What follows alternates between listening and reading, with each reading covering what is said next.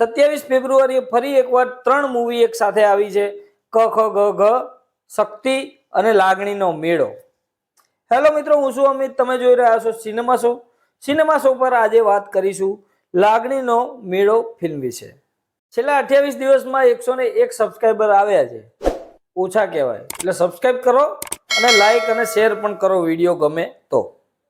વાત કરીએ લાગણીનો મેળો ફિલ્મના નામ ઉપરથી જ આપણને ખબર પડે છે કે ફિલ્મની અંદર શું હશે, અને આ નામ જસ્ટિફાઈ કરે છે કે નહીં એની પણ આપણે વિડીયોની અંદર વાત કરીએ.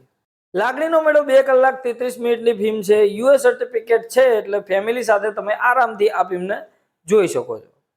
ફિલ્મનું ટ્રેલર આવ્યું હતું ને, ટ્રેલર મને ગમ્યું, એટલે થોડું સર્ચ કર્યું તો જાણવા મળ્યું કે આ એક સાઉથમાં બની ગયેલી ડેડા ફિલ્મની કંઈક રિમેક છે. ડેડા કે દાદા જે પણ કહો, રિમેકથી આપણને કોઈ પ્રોબ્લેમ નથી. ઓરિજિનલ મેં જોઈ નથી, એટલે આપણા માટે આ ફિલ્મ જ નવી છે.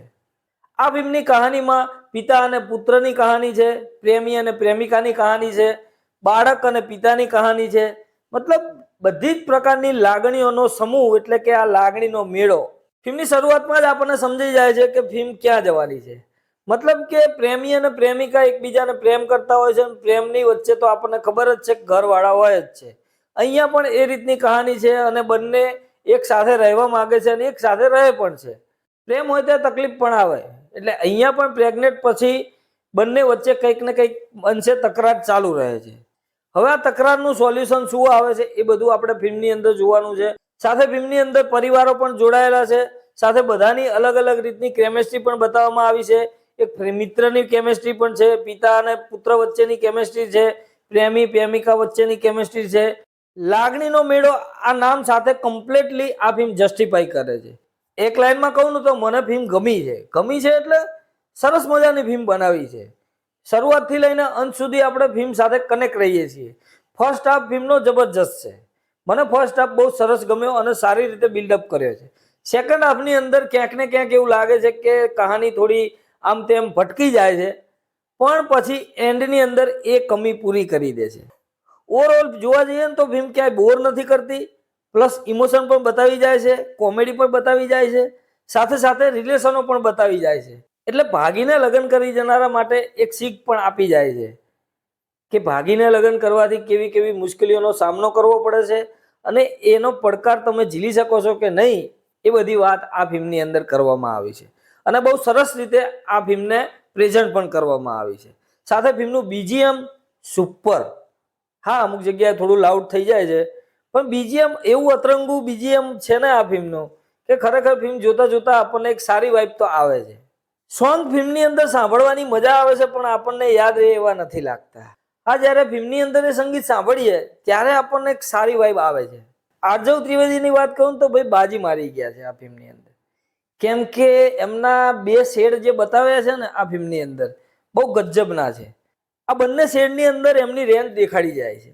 સરસ મજાનું કામ આર્જવ ત્રિવેદીએ કર્યું છે.